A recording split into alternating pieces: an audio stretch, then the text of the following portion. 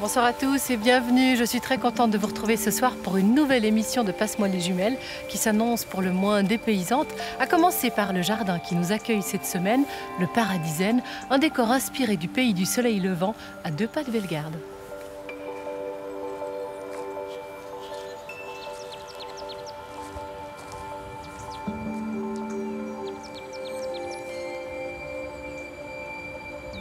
Ici, les arbres sont taillés en nuages à la manière des Niwaki. Les collines se dessinent comme dans un monde en miniature, tandis que les carpes koi bullent dans les bassins.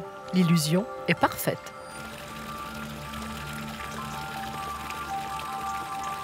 L'espace de quelques instants, il est facile d'oublier où nous sommes. Seule la proximité des montagnes nous le rappelle. Ce n'est pas l'autre bout du monde. Genève n'est qu'à 30 minutes de là. Nous aurons l'occasion de rencontrer celui qui a façonné ce jardin à lui tout seul. Ce sera en milieu d'émission, juste avant le deuxième reportage qui lui nous emmènera réellement au Japon, à la période où l'on célèbre la floraison du sakura, l'arbre fétiche des Japonais, synonyme de vie et d'espoir. Il y a un proverbe au Japon qui dit que les plus importants des hommes sont les samouraïs et les plus beaux arbres sont les cerisiers. Tous deux ne s'attachent pas à la vie terrestre et les fleurs de cerisier s'en vont de manière très abrupte.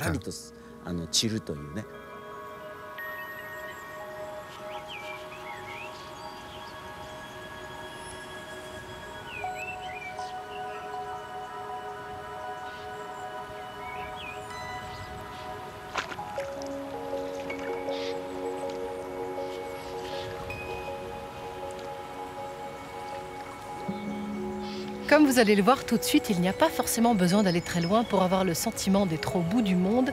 Direction le Mottal, dans le canton de Schwyz, une vallée reculée en plein cœur de la Suisse primitive. Ici, on semble pouvoir se permettre de vivre à son rythme. On entonne des chants remontant au Moyen-Âge, des yodels aussi vieux que les alpages. On répète aussi des gestes transmis de génération en génération. Voici une ode à la tranquillité de vivre dans la Suisse de nos ancêtres. C'est un reportage signé Raphaël Engel.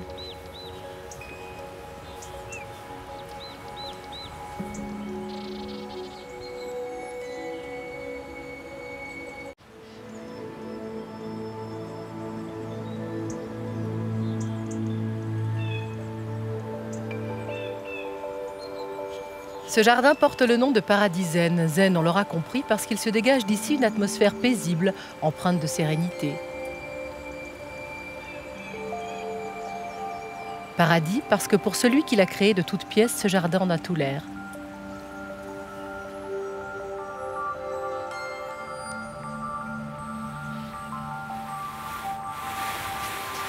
M2 dont Bernard Charbonnel, fou de taille et passionné du Japon, a dessiné chacun des contours pour réaliser ce jardin précieux inspiré du pays du soleil levant, niché pourtant, on l'oublierait presque, au pied du Jura.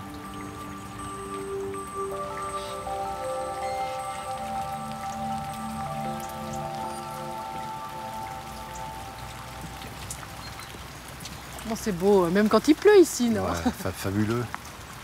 Les carpes sont contentes parce que elles ressortent à la surface. Ouais. Ouais. Elles aiment bien les gouttes d'eau parce qu'elles ont l'impression que c'est de la nourriture qu'on jette. Le jardin japonais, c'est une représentation de tout l'univers en fait. Donc, vous avez dû voir le Corcovado. Corcovado, pourquoi? Parce que ma femme est brésilienne. J'ai fait des escaliers qui descendent dans l'eau, qui représentent Benares. Bon, c'est des lieux typiques dans le monde entier que tout le monde connaît, quoi. Et je l'ai refait un peu dans ce jardin.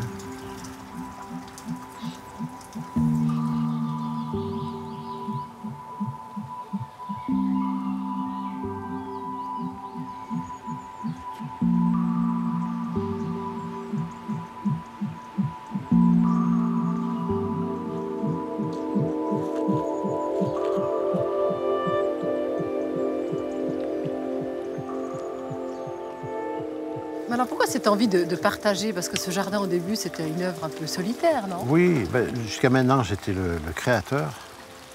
En fait, il y a 2 ans, 3 ans, il y avait une fête dans le village là. Et puis j'avais fini les travaux. Et puis j'ai dit tiens, je vais tester mon jardin un peu pour voir la réaction qu'auront les visiteurs.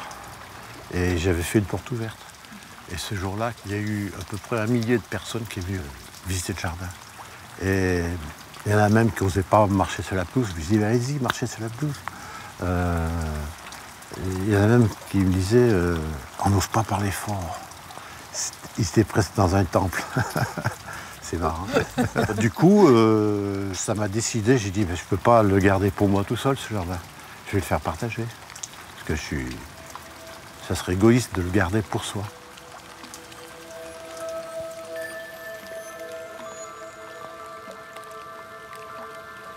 Je suis au paradis ici.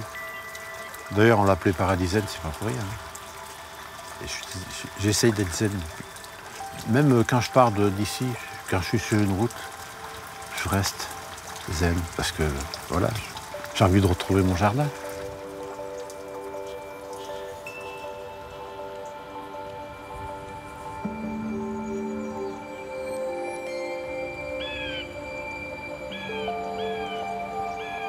Comme je vous le disais en début d'émission, nous allons maintenant partir pour le Japon où le cerisier est l'arbre roi, celui que les enfants dessinent, celui qui inspire les artistes depuis la nuit des temps.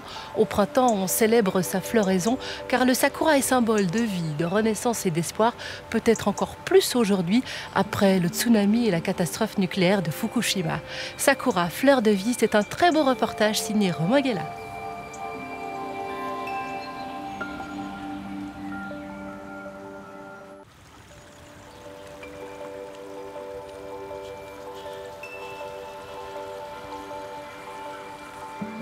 La nature reprend ses droits, quoi qu'il arrive. C'est ce que nous disent ces arbres qui résistent, refleurissent malgré tout, des forces de vie.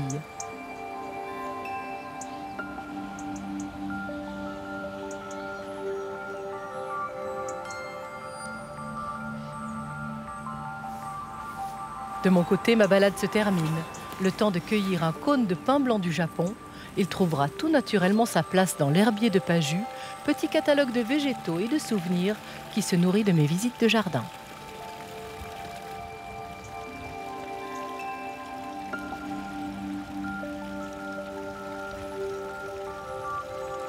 Voilà, c'est la fin de notre émission. J'espère que vous avez passé un agréable moment en notre compagnie.